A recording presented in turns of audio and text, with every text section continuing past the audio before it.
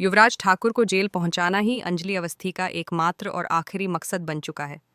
अब यह उसके लिए सिर्फ एक कानूनी लड़ाई नहीं रही, बल्कि यह उसकी जिद, उसका जुनून और उसका न्याय के प्रति समर्पण बन गया है।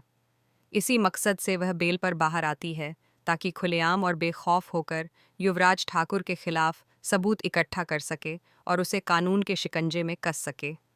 बाहर आते ही अंजलि सबसे पहले महक राजपूत से मिलती है। महक इस पूरे मामले की सबसे अहम कड़ी है, क्योंकि वही युवराज की असलियत दुनिया के सामने ला सकती है। अंजलि उसे समझाती है कि अगर उसने अपने पति के खिलाफ बयान नहीं दिया, तो युवराज जैसे लोग और भी ताकतवर हो जाएंगे। वह महक से साफ शब्दों में कहती है कि आज अगर वह चुप रही, तो कल उसकी जैसी कई मासूम लड़कियों की जिंदगी बर्बाद हो सकती है। युवराज की हवस और लालच की कोई सीमा नहीं है। वह तो ठाकुर परिवार की बहू को भी बेचने तक के लिए तैयार हो गया था। लेकिन महक का दिल अभी भी उलझन में है। वह अपने पति के खिलाफ बयान देने से हिचकिचा रही है।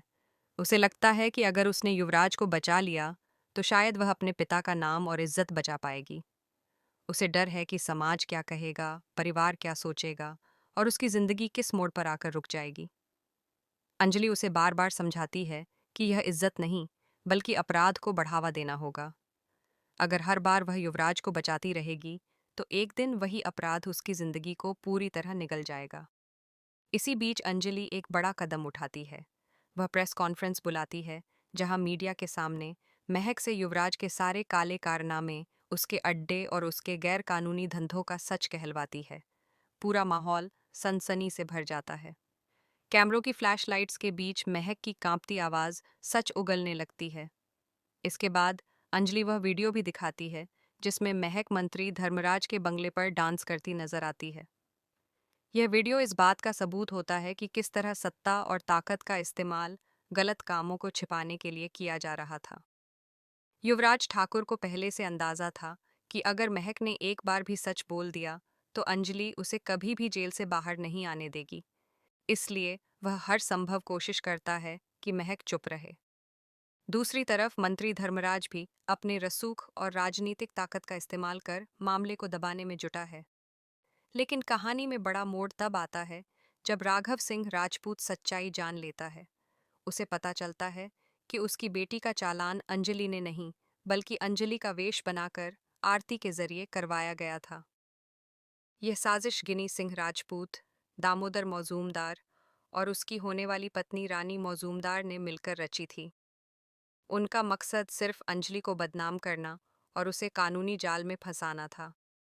सच्चाई सामने आते ही राघव सिंह राजपूत इन सब का साथ छोड़ देता है। अब अंजलि पहले से ज्यादा मजबूत नजर आती है। वह सबको याद दिलाती है कि कोर्ट के अंदर उसकी जुबान चलती है और कोर्ट के बाहर उसके हाथ। इस बार वह गिनी सिंह राजपूत को खुली चुनौती देती है कि एक को तो वह जेल पहुंचा चुकी है, अब दामोदर मौजूमदार, रानी मौजूमदार, राजवंशी परिवार और मंत्री धर्मराज की बारी है। आने वाले एपिसोड्स में एक और दिलचस्प मोड़ देखने को मिलेगा। अंजलि अभय सिंह राजपूत से काफी प्रभावित नजर आती है। अभय हमेशा से उसके साथ खड़ा रहा है, चाहे हालात कितने भी मुश्किल क्यों न रहे हों। धीरे धीरे आरती को भी यह एहसास होने लगता है कि उसकी माँ और अभय का रिश्ता वैसा नहीं है जैसा उसे बताया गया था। उसे पता चलता है कि अंजलि ने कभी भी कोई गलत इरादा नहीं रखा, बल्कि गिनी ने धोखे से अंजलि की जगह लेकर शादी की थी और सबको भ्रम में रखा था। अब सवाल यह है कि क्या आरती सच को पूरी तरह स्वीकार कर पाएगी? क्या वह अपनी माँ और अभय के रिश्ते को समझ पाएगी? क्या वेद उसे समझा पाएगा कि अंजलि और अभय का संबंध सम्मान और विश्वास पर आधारित है, न कि किसी छुपे हुए राज पर? कहानी अब उस मोड़ पर आ चुकी है जहां हर किरदार की असली पहचान सामने आने वाली है। दोस्ती और दुश्मनी की रेखाएं धुंधली हो रही हैं। सच और झूठ की जंग अपने चरम पर है। अंजलि ने ठान लिया है कि इस बार कोई भी अपराधी बचकर नहीं जाएगा, चाहे वह कितना ही ताकतवर क्यों न हो। आने वाले एपिसोड्स में अदालत का ड्रामा, पारिवारिक टकराव, भावनात्मक टूटन और बड़े खुलासे देखने को मिलेंगे। हर कदम पर सस्पेंस होगा और हर मोड़ पर नया धमाका। अब देखना यह है कि न्याय की इस लड़ाई में